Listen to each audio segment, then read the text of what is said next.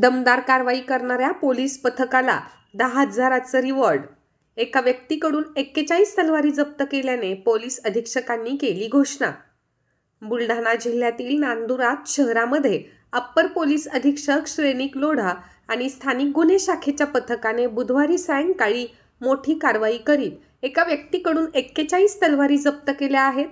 नांदुरा येथील शेख वसीम शेख सलीम राहणार शाहीन कॉलनी नांदुरा याने त्याचे राहत्या घरून अवैधरित्या धारदार तलवारी विक्री करण्यासाठी मोटरसायकलवर घेऊन जाणार अशी माहितीवरून पोलिसांनी शाहीन कॉलनी येथे जाऊन खबरेप्रमाणे आरोपीच्या घरात झडती घेतली असता त्याच्याजवळून एकूण 41 तलवारी मिळून आल्या.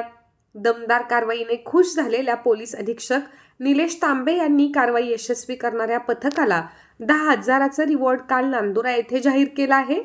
सणासुदीच्या तोंडावर ही मोठी कारवाई मानली जात आहे.